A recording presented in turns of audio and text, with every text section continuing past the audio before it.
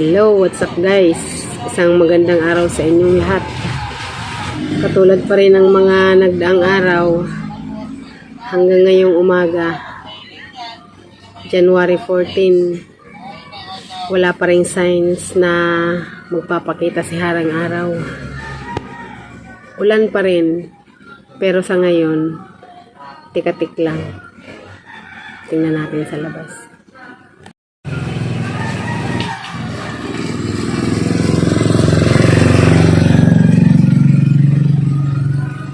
Tumila sandali yung ulan. Ngayon habang hindi umuulan, mamalingki tayo. May mga blanco na naman, kailangan nating lagyan yan. Para kahit papaano makabenta tayo ngayong tag-ulan. Ang itlog ko rin, dadalawa na lang. Bibili rin tayo niyan. Mabili ngayon ang itlog sa noodles. Ayan o, noodles ko. Ilang piraso na lang. Guys, hanggang ngayon, lagi pa rin mataas ang tubig dun sa Himagtukon. Kaya, hindi pa rin ako nakakapunta dun. Kahapon, si Uno, naghatid ng supplies kay papa niya. Kay Banong. Ang ginawa namin, kasi hindi niya pa nga kayang tumawid, nagbili na lang kami doon sa kapatid ng mister ko na sabihan na alas 4 maghihintay si Uno doon sa hangganan. Si Banong naman kasi magaling lumangoy yun eh. Siya na lang pumunta doon. Doon niya na lang kinuha yung supply niya. Yung pagkain niya ng pang ilang araw. Siguro ang pagkain niyang dala na yun kahapon, baka abutin ng mga 3 o 4 na araw. Pagkalipas nun, pag walang pasok sila kambal, magpapahatid uli ako doon ng supply niya. Ngayon, Martes, dapat sana may pasok sila pero nakansela pa rin dahil sa walang tigil na ulan. Halos magdumag uli. Ngayon lang medyo tumila. Kaya sasamantalahin natin. Mamamalingki tayo.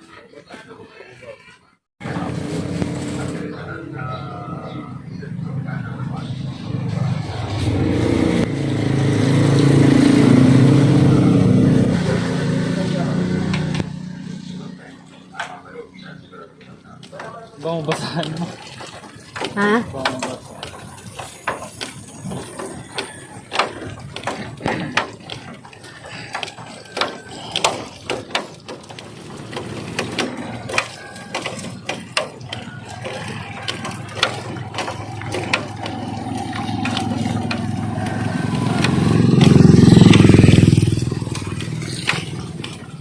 Guys, ito yung sapa oh. Hanggang ngayon baha pa rin talaga.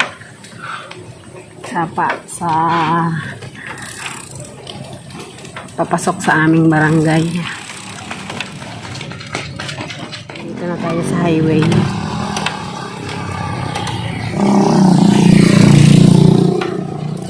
Dito sa grocery to, dito ako bibili ng itlog. Tuwanan muna natin tapos dadaanan na lang natin mamaya.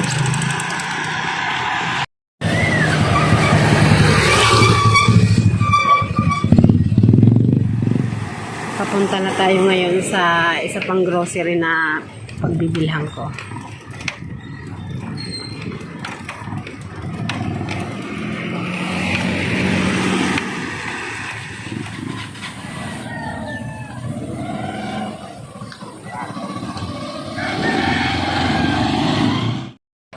Guys, pabalik na kami.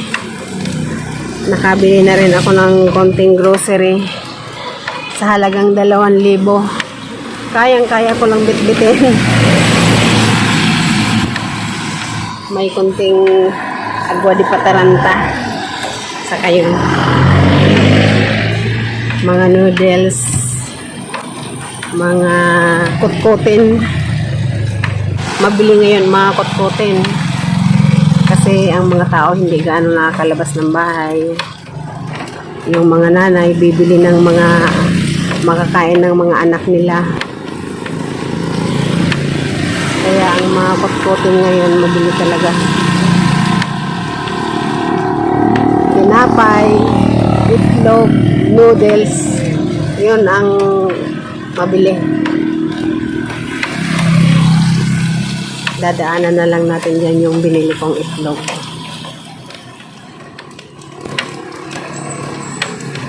Tawid ka pa ba? Hindi na. Doon ka sa may case na yun magparada. Kasi mabugat yung itlog.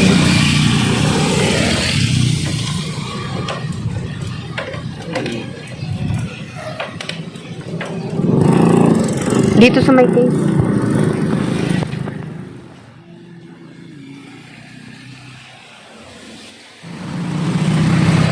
So na guys, bumubuhos na naman ang ulan. Wala pang kalahating oras yung pagtila. Ngayon, wala na naman.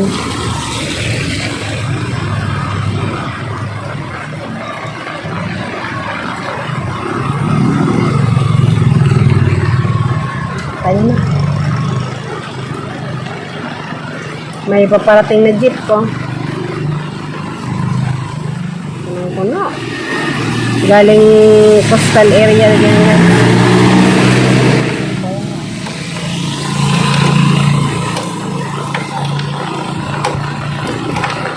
Sa lakas ng ulan, yung bundok dyan, hindi nakita, oh.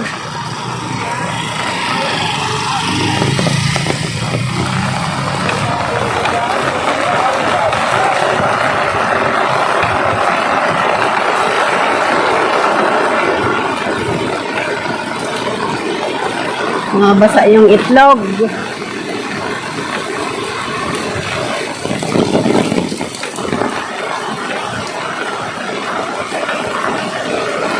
Di bale, ano naman to? Ilang araw lang yan. Mga 4 na araw. Ubus na yan. Kasi sa dami ng may sari-sari store dyan sa amin, isang tray na itlog hindi kayang ubusin. Hindi katulad dun sa pinanggalingan namin sa Cavite. Isang tray na itlog kulang pa isang araw. Marami ring sari-sari store doon pero mas marami ang tao doon.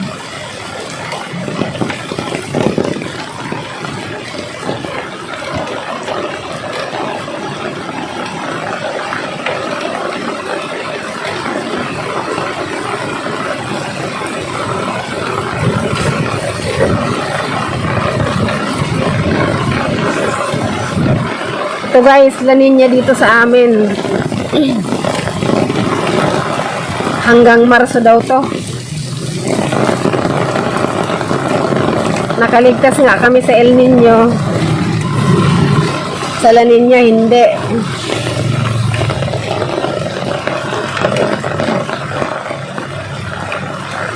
Wala, basa na ako.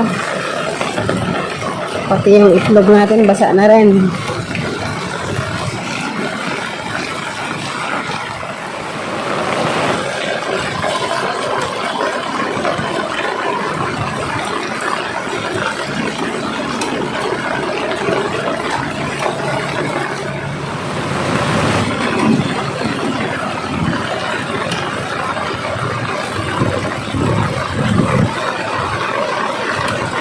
Ito na guys, malapit na tayo. Diretso mo na ba sa loob?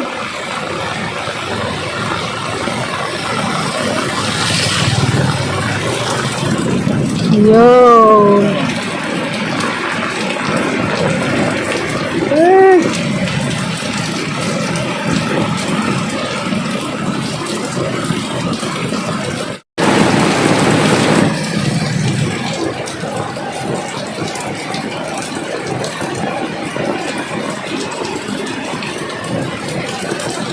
Ayun.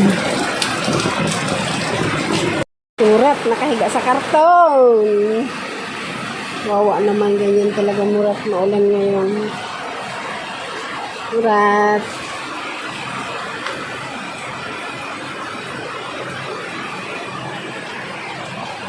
Ano yan? Ba't kinukumutan mo si Claudio? Si Claudio may kumot? Aso yan guys ng kapatid ko, nila Orle. Gusto niya dito sa loob. Kaso minsan pinapalabas ko, nangangamoy aso na kami. Tingin tayo sa wakas. Ha? Lamig na lamig si Claudio. Bakit?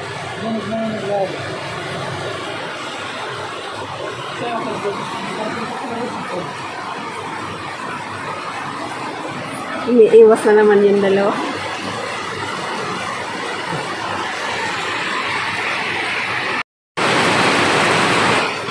Sobrang lakas ng ulan. Sarap maligo nito. Kaya lang malamig.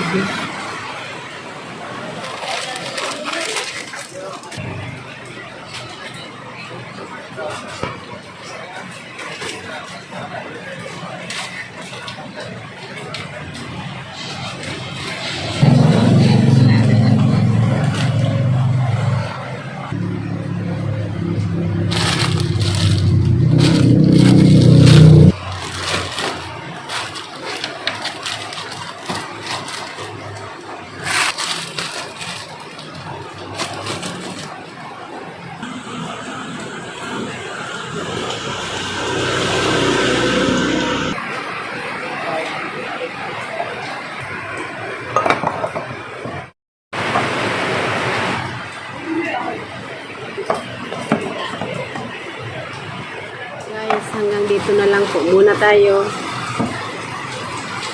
Salukuyan pa rin pong walang tigil ang ulan.